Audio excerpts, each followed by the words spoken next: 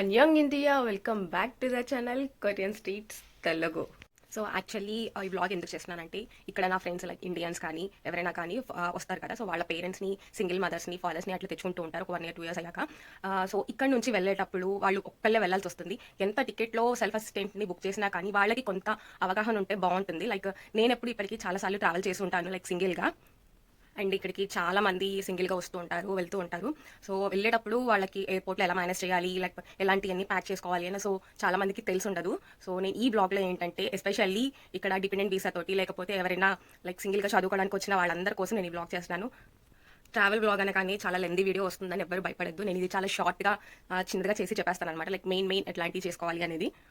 So ఆ వీడియోని end వరకు చూడండి. నేను అప్ టు లైక్ కొరియా నుంచి ఢిల్లీ టు హైదరాబాద్ బుక్ చేసుకున్నాను అనమాట, air India direct flight. So నేను ఆ ప్రాసెస్ మొత్తాన్ని నేను చెప్తాను. అండ్ కొరియా నుంచి ఇండియాకి ట్రావెల్ చేసే వాళ్ళు అస్సలు భయపడాల్సిన అవసరం లేదు, ఎందుకంటే జర్నీ చాలా కంఫర్టబుల్గా ఉంటుంది. లైక్ సింగిల్ పేరెంట్ లేకపోతే సింగిల్ ఉమెన్ ఎవరైనా చాలా ఈజీగా ట్రావెల్ చేయొచ్చు. సో ఎస్పెషల్లీ కొరియా నుంచి ఇండియాకి వెళ్ళే వాళ్ళ కోసం ఈ వ్లాగ్ అనమాట. అండ్ కొత్తగా ఎవరైనా నా ఛానల్ చూస్తుంటే కనుక సబ్స్క్రైబ్ చేయండి. సో ఎలాగో ఎంతో మంచి ఇన్ఫర్మేటివ్ వీడియోస్ అన్నీ నేను చేయబోతున్నాను. సో వీటిలోకి వెళ్ళిపోదామా. సో ఎయిర్ ఇండియాలో నేను రౌండ్ ట్రిప్ టికెట్స్ బుక్ చేసేసుకున్నా and as the same way check in కూడా చేసేసుకున్నా. అండ్ సెల్ఫ్ అసిస్టెంట్ని పెట్టుకుందాం అనుకుని కూడా బట్ అది సర్వీస్ సరిగా లేదు అని నేను చాలా ఫ్రెండ్స్ దగ్గర నుంచి విన్నా, సో చేసుకోలేదు. అండ్ ఇది ఎయిర్పోర్ట్ బస్ అనమాట. లైక్ నా సిటీ టెర్మినల్ నుంచి ఎయిర్పోర్ట్ ఎక్కి స్పెషల్ బస్సెస్ ఉంటాయి, సో అవి బుక్ చేసుకున్నా. సబ్వే అండ్ కేటీఎక్స్ ఐటెక్స్ కూడా ఉంటాయి, బట్ అవి టైంకి రీచ్ అవుతాయో లేవో అని కొంచెం డౌట్. సో నేను ఏంటంటే ఎయిర్పోర్ట్ బస్సు మాకు చాలా ఫ్లెక్సిబుల్గా ఉంటుంది, సో అది బుక్ చేసేసుకున్నాము. సో నా టికెట్స్ నేను ప్రింట్ కూడా తీసేసుకున్నా. యాక్చువల్లీ సాఫ్ట్ కాపీ ఉంటే సరిపోతుంది, బట్ ఒక్కోసారి అక్కడ హార్డ్ కాపీ కూడా అడుగుతారు లైక్ బోర్డింగ్ పాస్ తీసుకునే టైంలో. సో హార్డ్ కాపీ ఉంచుకోవడం చాలా ఇంపార్టెంట్. ఓకే, అండ్ నా పాస్పోర్ట్ కూడా రెడీగా ఉంది. అండ్ మీరు కొరియాలో 3 months కంటే ఎక్కువ ఉంటే కనుక మీకు ఐడి కార్డ్ వస్తుంది, ఏఆర్సీ అని. ఇదిగోండి, లైక్ ఇది నా ఏఆర్సీ అండ్ ఇదే వీసా కార్డు కూడా. అంటే ఇమిగ్రేషన్ ఆఫీస్లో మీ వీసా చెక్ చేయడానికి ఈ కార్డే అడుగుతారు. సో ఇది అండ్ పాస్పోర్ట్ చాలా ఇంపార్టెంట్. ఈ 2 మాత్రం అస్సలు మర్చిపోవద్దు. ఈ 2 లేకుండా మీరు అసలు ట్రావెల్ చేయలేరు ఫ్లైట్లో. అండ్ ఇది ఇండియన్ సిమ్. కొరియాలో ఇండియన్ సిమ్ వర్క్ అవ్వదు కాబట్టి కొంచెం యాక్టివేషన్లో ఉండకపోవచ్చు, బట్ అది చెక్ చేసుకుంటూ ఉండండి. లైక్ 3 months 2 months ఒకసారైనా రీఛార్జ్ చేసుకుంటూ అట్లా యాక్టివేషన్లో ఉంచుకోండి. ఎందుకంటే ఢిల్లీ ఎయిర్పోర్ట్ అండ్ హైదరాబాద్ ఎయిర్పోర్ట్లో వైఫై అస్సలు ఉండదు, చాలా ప్రాబ్లం ఫేస్ చేస్తారు. లైక్ మన కోసం పిక్ చేసుకోవడానికి వచ్చిన వాళ్ళకి కలవడానికి లేకపోతే వాళ్ళతో కాంటాక్ట్ అవ్వడానికి కానీ చాలా ఇబ్బంది అయిపోయింది వైఫై లేకపోవడం వల్ల. సో వైఫై ఉండదు కాబట్టి సిమ్ దగ్గర ఉంచుకొని దాన్ని రీఛార్జ్ చేసుకొని ఇంటర్నెట్ వేసుకోవడం చాలా ఇంపార్టెంట్. అండ్ ఇండియన్ క్యాష్, ఎందుకంటే ఢిల్లీ ఎయిర్పోర్ట్లో కానీ హైదరాబాద్ ఎయిర్పోర్ట్లో కానీ చాలా చోట్ల కార్డ్ యాక్సెస్ ఉండకపోవచ్చు. సో క్యాష్ ఉంచుకోవడం చాలా ఇంపార్టెంట్, క్యాష్ కూడా ఉంచుకోండి.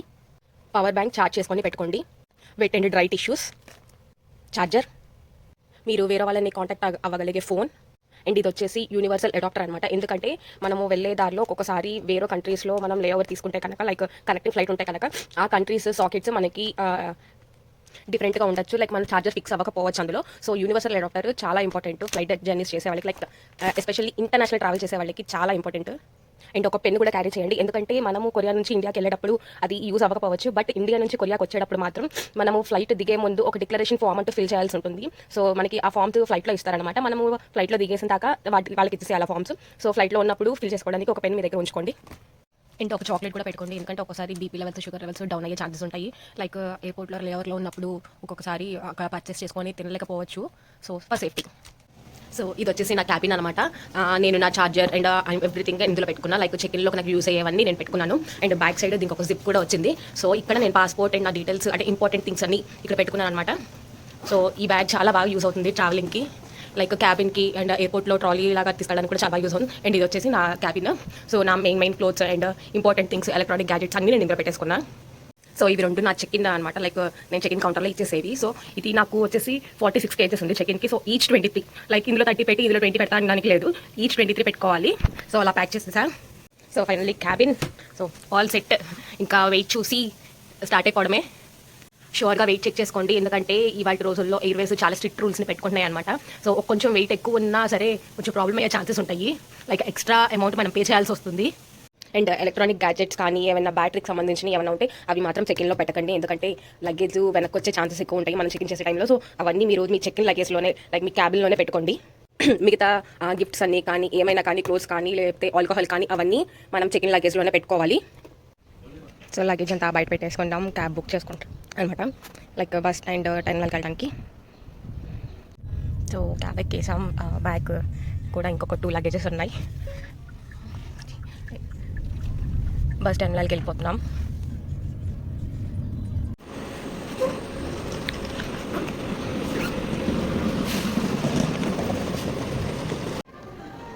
ఆన్లైన్లో టికెట్స్ బుక్ చేసుకున్నాక సో ప్రింట్ తీసుకుంటున్నాం అనమాట.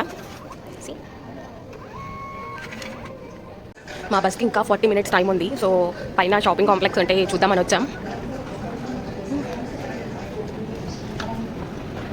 సో ఈ మాటకి అలా వచ్చాం కదా అని ఊరికే చాక్లెట్స్ తీసుకున్నాం. యాక్చువల్లీ నేను చాక్లెట్స్ ఏం కొనలేదు, ఊరికే చిన్న చిన్నగా తీసుకున్నాం.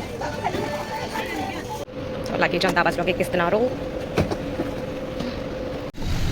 సో ఎయిర్పోర్ట్ బస్ ఎక్కేసాం. యాక్చువల్లీ నాకు టూ మెనీ లగేజెస్ ఉన్నాయని కొంచెం అబ్జెక్షన్ పెట్టారు, కానీ ఎయిర్పోర్ట్ అని వదిలేశారు. మాక్సిమం ఎయిర్పోర్ట్ బస్సే ప్రిఫర్ చేయండి, ఎందుకంటే ఈ ఎయిర్పోర్ట్ బస్సు నాన్ స్టాప్ అనమాట. వన్స్ ఒకసారి ఎక్కారంటే ఇంకా డైరెక్ట్ ఎయిర్పోర్ట్ టెర్మినల్ గేట్ దగ్గర డ్రాప్ చేస్తుంది. సో లగేజ్ కూడా వెళ్ళిపోతుంది. అండ్ సో మనకి సింగిల్గా ట్రావెల్ చేసే వాళ్ళకి కూడా చాలా కంఫర్టబుల్గా ఉంటుంది. అండ్ ఇక్కడ సీటింగ్స్ కూడా చాలా స్పేషియస్గా ఉంటాయి, లైక్ ఏరోప్లేన్లో కూర్చున్నంత ఫ్లెక్సిబుల్గా ఉంటుంది. సో ఆల్మోస్ట్ ఎయిర్పోర్ట్కి వచ్చేసాం. ఎదుగుండి చూడండి, అదే ఇంచియాన్ ఇంటర్నేషనల్ ఎయిర్పోర్ట్.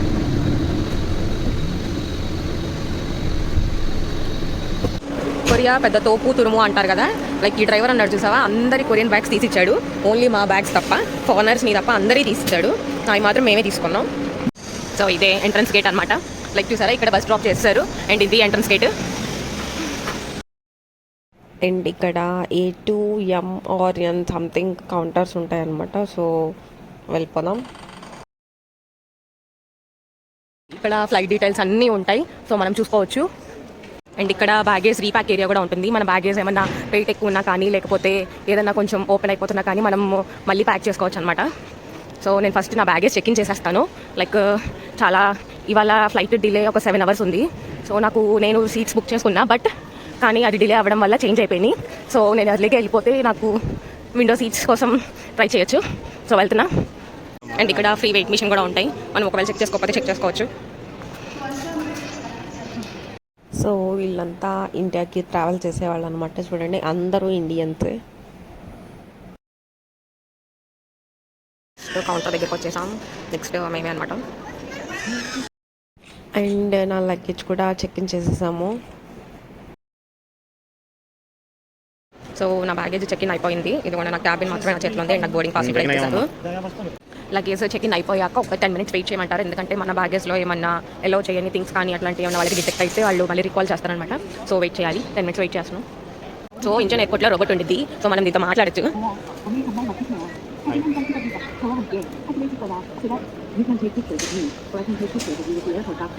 చూడండి దాని కళ్ళు. అండ్ ఇక్కడ రోబోట్ గురించి, లైక్ ఎయిర్పోర్ట్ గురించి అన్నీ ఉంటాయి. దాని ఫేస్ అంటే చూడు, కెమెరా ఉంది పైన.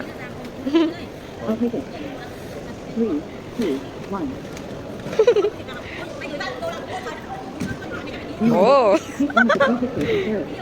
షేర్ చేసుకో. నంబర్ తక్కువ నంబర్.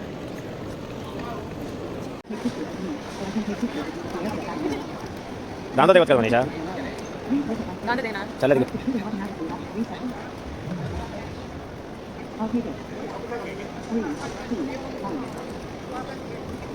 ఊరి నేను వస్తున్నానే.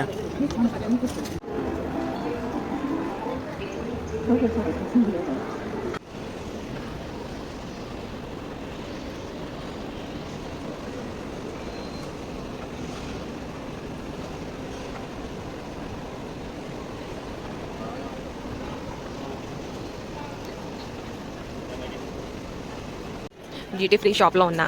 చూడండి, ఈ కీ చైన్ నాకు తెలిసి బయట 10,000, 15,000 లేకపోతే 20,000, అదే ఎక్కువ, చాలా ఎక్కువ 20,000 అంటే. సో ఇక్కడ ప్రైస్ చూడండి, ఏకే ప్లాజా అంట 28,000. ఓ దేవుడా, ఇంత చిన్న కీ చైన్. సో ఇవన్నీ ఇమిగ్రేషన్ కౌంటర్స్, ఇలా చాలా ఇమిగ్రేషన్ కౌంటర్స్ ఉంటాయి.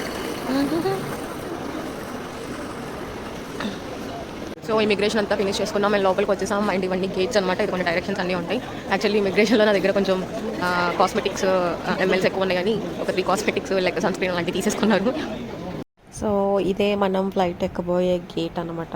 ఇక్కడ నుంచి వ్యూ చాలా బాగుంటుంది చూడండి. సో ఇదిగోండి, అక్కడికి మన ఫ్లైట్ రాబోతుంది అనమాట.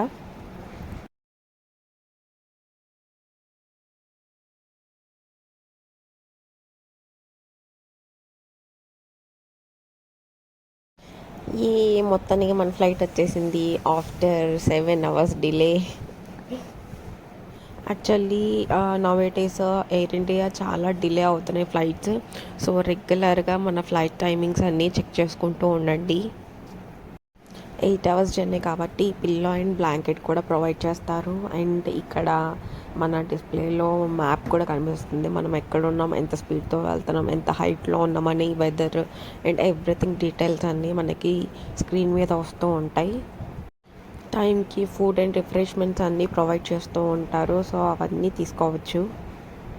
And maximum window seat prefer చేయండి. ఎందుకంటే 8 hours జర్నీ కాబట్టి నాకైతే ఫ్లైట్లో సఫికేషన్ ఉంటుంది మిడిల్లో కూర్చుంటే. సో నేను విండో సీట్ అయితే ప్రిఫర్ చేస్తాను ఎక్కువ. అండ్ ప్రీ బుకింగ్ చేసుకున్నప్పుడు కూడా నేను విండో సీట్ని రిజర్వ్ చేసుకుంటాను పే చేసి మరి ఒక్కొక్కసారి.